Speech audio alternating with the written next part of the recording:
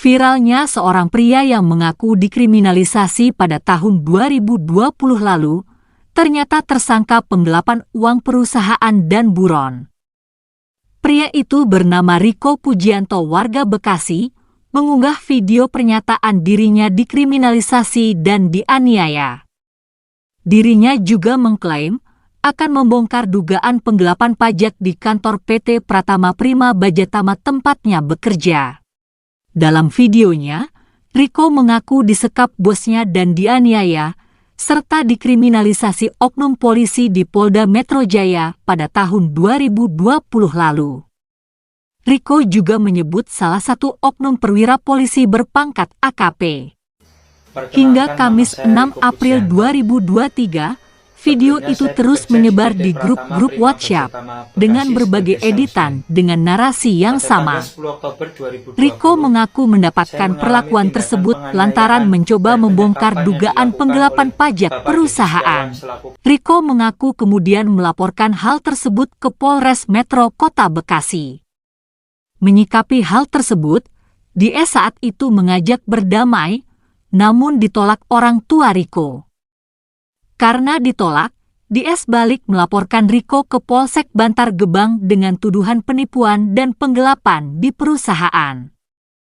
Laporan tersebut pun ditindaklanjuti, dan Riko menjadi tersangka kasus tersebut. Kasus tersebut kemudian dilimpahkan ke Polres Metro Kota Bekasi lanjut ditarik ke Polda Metro Jaya. Saat proses penyidikan, Riko mengaku diintimidasi dan dikriminalisasi oleh oknum polisi di Polda Metro Jaya. Tindakan tersebut pun dilakukan di Polsek Bantar Gebang sebelum kasus dilimpahkan.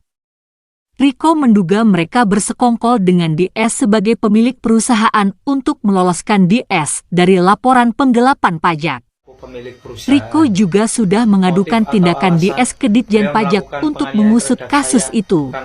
Faktanya, setelah ditelusuri wartawan, pengakuan dan tuduhan yang diungkapkan Riko ternyata tidak benar. Riko lah yang menggelapkan uang sebesar 430 juta rupiah dari customer yang tidak disetorkan kepada perusahaan. Kabid Humas Polda Metro Jaya, Kombes Trunoyudo Wisnu Andiko membenarkan kabar viralnya video tersebut. Pihaknya menelusuri kebenaran atau bertabayun dengan pengakuan dan tuduhan yang dilayangkan Riko. Ternyata itu tidak benar, berpotensi menyebarkan hoaks.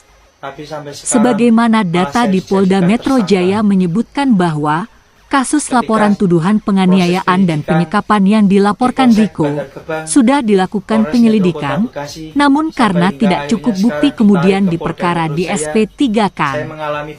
Dalam hal lain, Riko adalah tersangka atau telah ditetapkan sebagai tersangka dalam kasus penggelapan yang dilaporkan oleh perusahaan tempatnya bekerja. Dari keterangan penyidikan, pihak customer mendapatkan beberapa faktur pajak yang tidak sesuai aturan. Setelah diselidiki, ternyata pesanan itu fiktif. Dari hasil penyelidikan kepolisian, Riko juga diduga menggelapkan dana customer lebih dari 430 juta rupiah. Uang tersebut dibayarkan untuk memesan barang kepada perusahaan, namun tidak dibayarkan oleh Riko. Dan hasil audit yang ditemukan, ada beberapa customer dari PT tersebut sudah melakukan pembayaran melalui tersangka Riko Pujianto, yang kini berstatus buron dan masih diburu polisi. Kabid Humas juga mengimbau kepada masyarakat, apabila mengetahui posisi tersangka Riko Pujianto, agar melaporkan kepada pihak kepolisian setempat. Saya bekerja di PT Pratama Prima Bajatama Bekasi sebagai salesman.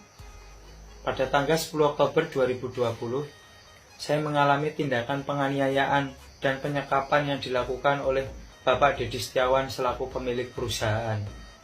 Motif atau alasan beliau melakukan penganiayaan terhadap saya karena saya bermaksud untuk membongkar dugaan penggelapan pajak yang selama ini dilakukan perusahaan. Pada saat saya ingin melaporkan masalah penganiayaan tersebut ke Polres Metro Kota Bekasi, Bapak Dedi Setiawan mengajak kami untuk berdamai. Karena papa saya tidak ingin diajak berdamai, Bapak Dedi menjadi takut dan melaporkan saya terlebih dahulu di Polsek Bantar Gebang, Kota Bekasi, dengan tujuan saya melakukan tindakan penipuan dan penggelapan di perusahaan. Padahal meskipun saya tidak pernah melakukan semua tuduhan tersebut, tapi sampai sekarang malah saya dijadikan tersangka. Ketika proses penyidikan di Polsek Bantar Gebang, Polres Metro Kota Bekasi, sampai hingga akhirnya sekarang ditarik ke Polda Metro Jaya, intimidasi dan tekanan dari oknum-oknum polisi. Salah satunya di Polda Metro Jaya yang dilakukan oleh Bapak Panit AKP Ridwan di Unit 4 Jatanras Polda Metro Jaya. Dan selain itu juga tindakan oknum Ibtu Wenry Johan Kanit Reskrim di Polsek Bantar Gebang yang mengintimidasi saksi saya dengan memberikan sejumlah uang.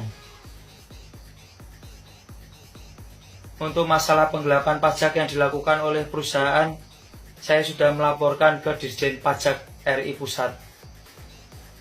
Saya yang tadinya mau membela kepentingan negara dengan ingin membongkar masalah penggelapan pajak yang dilakukan oleh Bapak Dedi Setiawan, malah saya dikriminalisasi oleh oknum-oknum polisi yang ingin meloloskan Bapak Dedi Setiawan dari jerat hukum. Melalui video singkat ini, saya berharap agar Bapak Ibu berkenan untuk membantu saya menghadapi masalah hukum di Polda Metro Jaya. Demikian video saya buat dengan sesungguhnya dan sesuai dengan fakta yang terjadi.